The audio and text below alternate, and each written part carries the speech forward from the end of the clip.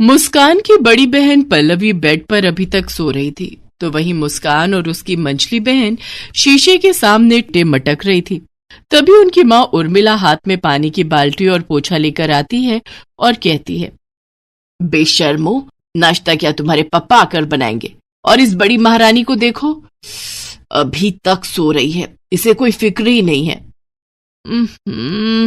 यार, ये कौन सुबह सुबह काएं काएं कर रहा है? अच्छा, तो इसे मेरी आवाज कौवे जैसी लग रही है। रुक, अभी बताती हूँ तुझे। इतना कहकर उर्मिला पानी की बाल्टी सोई हुई पल्लवी पर उड़ेल देती है। मुंबई शहर में उर्मिला अपनी 3 बेटियों पल्लवी, निधि और मुस्कान के साथ रहती थी। उर्मिला की तीनों बेटियां बहुत ही चंचल और बिगड़े स्वभाव की थीं। उर्मिला उनके इस मिजाज से बहुत ही परेशान थी। अपनी बेटियों के स्वभाव को देखते हुए उसने जल्द से जल्द इन तीनों की शादी करने की ठानी। काफी खोजबीन के बाद उर्मिला ने अपनी तीनों बेटियों की शादी सागरी देवी के 3 बेटों मुकेश, नवीन और समर से कर दी। सागरी देवी शहर में तो रहती थी, लेकिन थी वो एकदम पुराने विचारों वाली। उनकी सोच और उम्र उनके सफेद बालों की तरह ही एकदम पुराने थे। आज सागरी देवी बहुत खुश थी, क्योंकि उसकी तीनों बहुएं आज एक साथ गृह प्रवेश जो कर रही थी। अब तुम तीनों बहुएं एक साथ इस कलश को अपने पैरों से गिराकर घर के अंदर प्रवेश करो। वो तीनों बहनें अपनी सास की बात को मानकर कलश गिराकर अपने ससुराल में प्रवेश करती हैं। तभी अंदर पहुंचते ही मुस्कान अपना घूंघट जल्दी से ऊपर करती है और कहती है,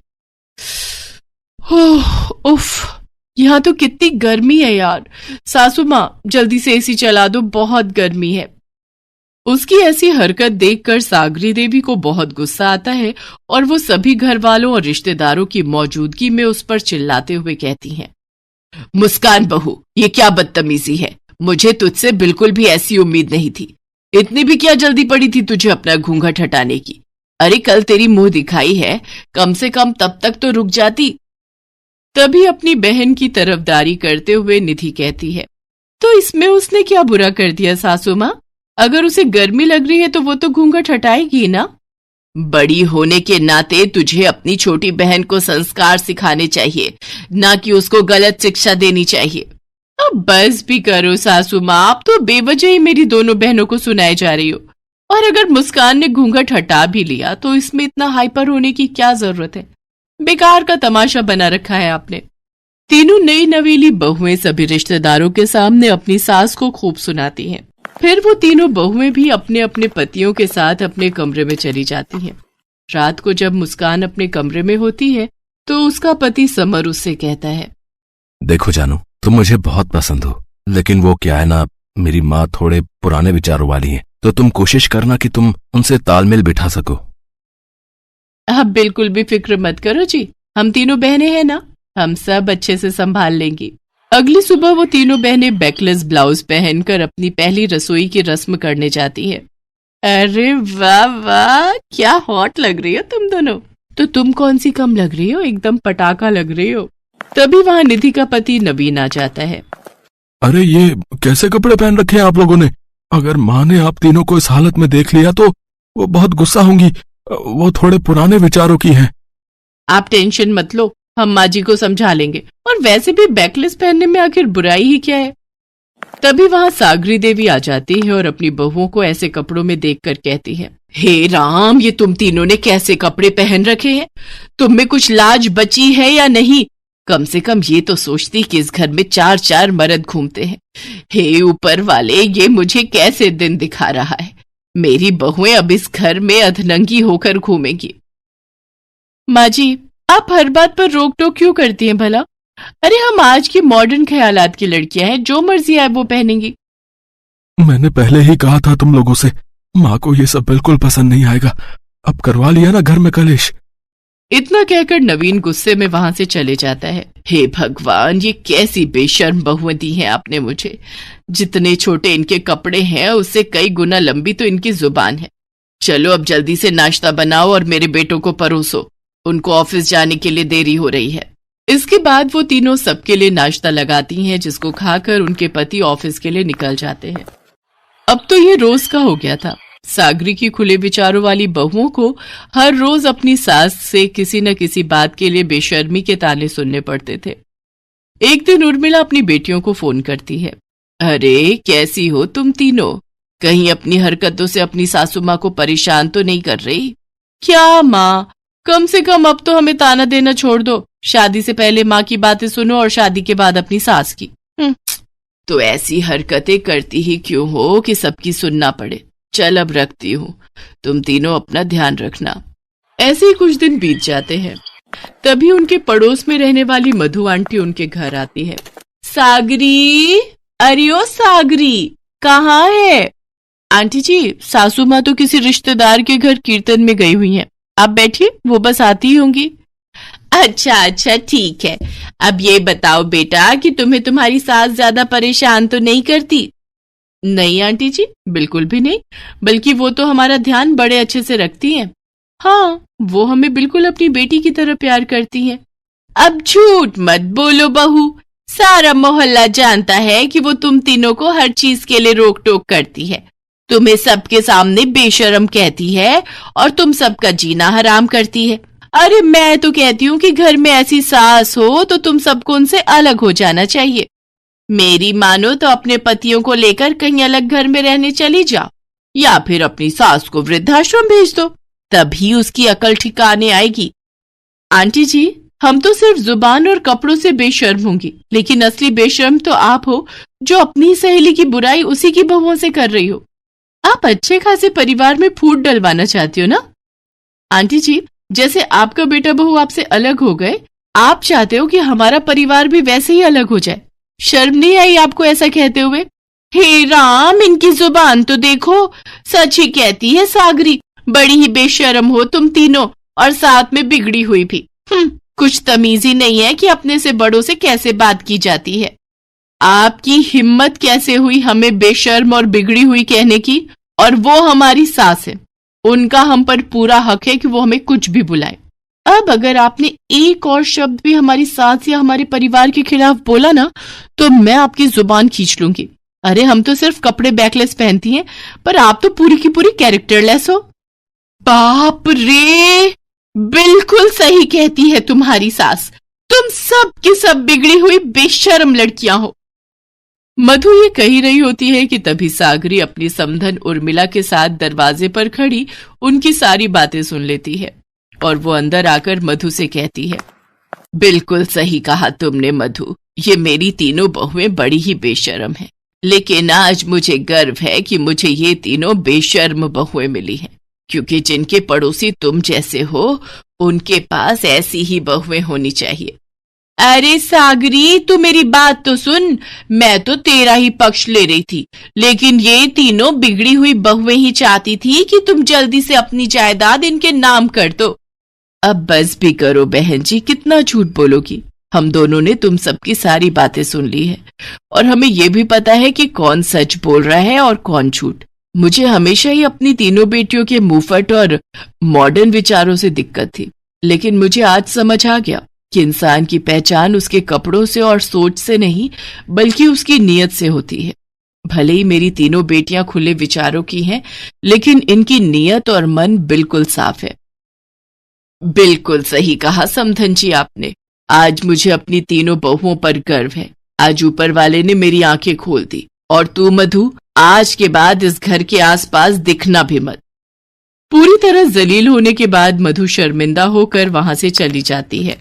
उस दिन के बाद से उर्मिला और सागरी कभी भी उन तीनों को ओढ़ने पहनने से नहीं रोकती, ना ही उनको कभी ताने देती, और जो कोई भी उन तीनों के खिलाफ बोलता, उसको सागरी और उर्मिला मुंह तोड़ जवाब दे देती।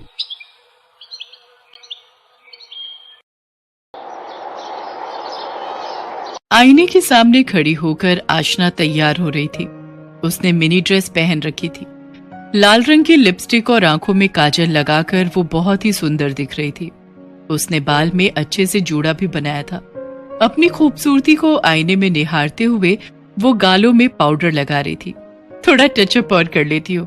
शादी में जाना है तो मेकअप तो थोड़ा हैवी होना चाहिए ना, तभी तो लोगों की नजर दूल्हा दुल्हन के अलावा खुद पर भी पड़ेगी।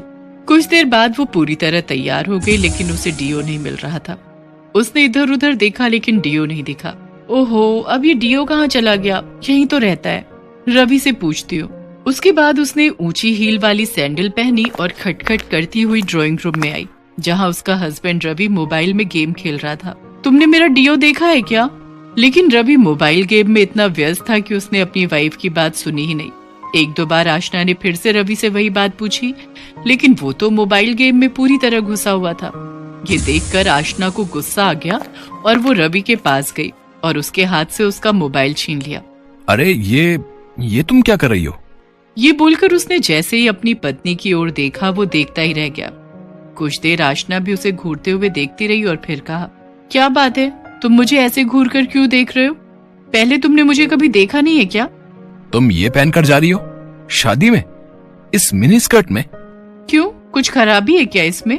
अरे नहीं, खराबी नहीं है, लेकिन तुम्हें पता है ना कि कितनी ठंड है बाहर। हर दिन न्यूज में ठंड के कहर की खबर छप रही है। अगर तुम ऐसी ड्रेस में जाओगी तो लोग क्या कहेंगे? शादी के पहले तो तुम बड़े मॉडर्न बनते थे, शादी के बाद तुम भी टिपिकल मर्द हो गए हो।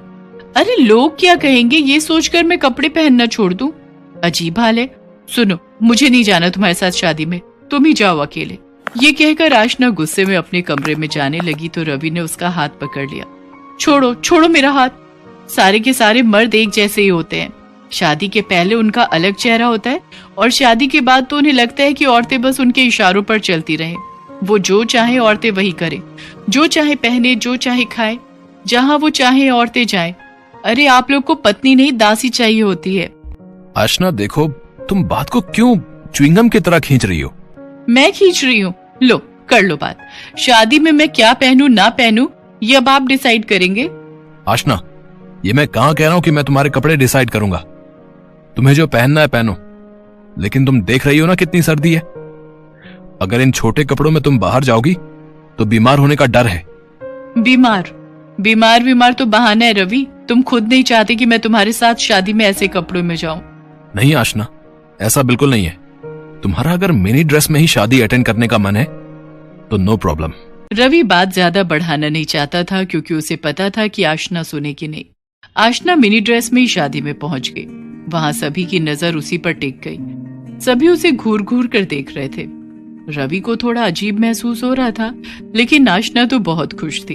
देख रहे हो, सभी मुझे कैसे घूर घूर कर देख रहे हैं। लगता है मैं कुछ ज्यादा ही ब्यूटीफुल लग रही हूँ। और एक तुम थे जिसने घर पर कितनी नौटंकी की मेरे इन कपड़ों को लेकर। रवि ने आशना की बातों का कोई जवाब नहीं दिया। उधर रवि के सामने तो नहीं, लेकिन उसकी पीठ पीछे सभी आशना के कपड़ों को लेकर बातें बना रहे थे। अरे ये रवि की वाइफ को क्या हो गया वर्मा? देख रहे हो कैसी ड्रेस पहन के आई है? अच्छी तो है ड्रेस शर्मा। अरे ड्रेस तो अच्छी है, लेकिन इतनी सर्दी में कौन ऐसी ड्रेस पहनता है भाई? गजब हाल है भाई, गजब हाल है। अरे जिसने ऐसे कपड़े पहने उसे सर्दी नहीं लग रही, तो तुम क्यों अपना खून जला रहे भाई हैं? चलो अब पेट पूजा का समय हो गया है। सुना है शादी में 5 स्टार होटल के शेफ बुलाए गए हैं। खाना खाते वक्त भी सभी की नजर आशना पर ही थी, लेकिन आशना को लग रहा था कि सभी उसकी खूबसूरती को निहार रहे हैं। रवि, सभी लोग मुझे घूर रहे हैं और एक तुम हो कि खाने पर टूट पड़े हो। एक सेल्फी तो ले लो। हाँ सेल्फी, हाँ रुको मैं हाथ धोकर आता हूँ। रवि ने हाथ धोकर सेल्फी ली। जैसे जैसे रात बढ़ रही थी, सर्दी और भी ज्यादा बढ़ रही थी। सभी लोगों ने तो गर्म कपड़े पहन रखे थे, तो उन्हें कुछ खास फर्क नहीं पड़ता था, लेकिन आशना की हालत अब थोड़ी खराब हो रही थी। रवि, बहुत ठंड लग रही है, अब घर चलें? घर? शादी नहीं देखनी क्या तुम्हें?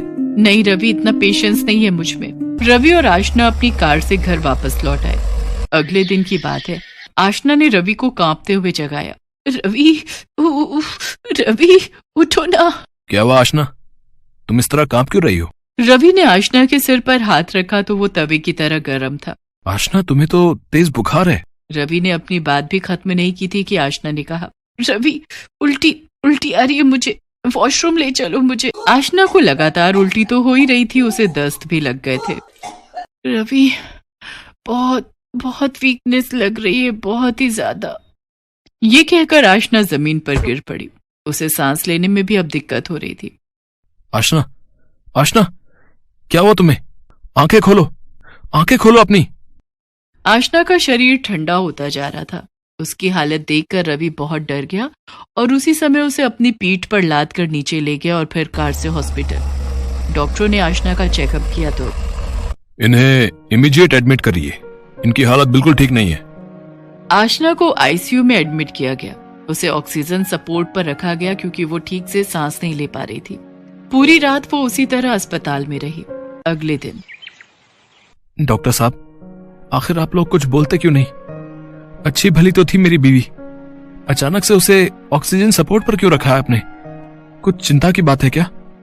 हाँ, चिंता की बात तो है। उनका चेस्ट पूरी तरह से जाम हो गया है, सीवियर निमोनिया हो गया है उन्हें भयानक ठंड लगी है। हम दवाई से चेस्ट क्लियर करने की कोशिश कर रहे हैं। अगर उससे हो गया तो ठीक, नहीं तो हमें किसी और तरीके से चेस्ट का बलगम निकालना होगा। जब तक चेस्ट क्लियर नहीं होगा वो ठीक से सांस नहीं ले पाएंगी। डॉक्टर की बात को सुनकर रवि का चेहरा पीला पड़ गया। उसे कल रात की सारी बात याद आ गई।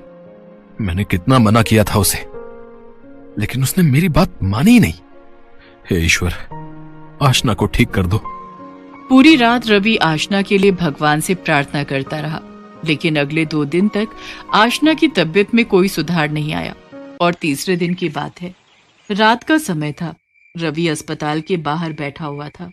उसे नींद आ रही थी। तभी एक डॉक्टर उसके पास आए और उन्होंने कहा, आई एम सॉरी, हम आपकी पत्नी को नहीं बचा सके। डॉक्टर की यह बात सुनकर रवि की आंखों के आगे अंधेरा छा गया। वो भागा भागा आईसीयू में गया और वहां जाकर उसकी सांसें थम सी गईं। सफेद कपड़ों में लिपटी उसकी आशना शांत सी लेटी हुई थी। आशना, आशना, तो मुझे ऐसे छोड़कर नहीं जा सकती, नहीं जा सकती। कैसे जीऊंगा मैं तेरे बिना, कैसे? प्लीज आशना, उठ जाओ, उठ जाओ मेरी खातिर, प्लीज प्लीज प्लीज उठ जाओ। मुझे इस तरह इस सफर में अकेला छोड़कर मत जाओ। आप इस तरह चिल्ला क्यों रहे हैं? डॉक्टर, मेरी पत्नी मर गई। ये आप क्या कह रहे हैं? आपकी पत्नी अब खतरे से बाहर है, यही कहने तो मैं आया हूं। आप उनसे मिल सकते हैं। रवि को अपने कानों पर विश्वास नहीं हो रहा था। इसका मतलब वो जो देख रहा था वो सब सपना था। हे भगवान, कितना बुरा सपना था वो भागकर आईसीयू में गया। आशना होश में आ चुकी थी। उसने जैसे ही रवि को देखा तो वो जोर जोर से रोने लगी। I am sorry Ravi, I am sorry. मैंने अपनी गलती के कारण तुम्हें बहुत परेशान किया ना। सॉरी, अब मैं कभी छोटे कपड़े नहीं पहनूंगी। नहीं आशना, कपड़ों में बुराई नहीं है, बस हर कपड़े का एक समय होता है। अब स्विमिंग पूल में हम लुंगी पहनकर तैरेंगे तो कितने फनी लगेंगे, क्यों? रवि की बातों को सुनकर आशना ने उसे मुस्कुराते हुए गले लगा लिया।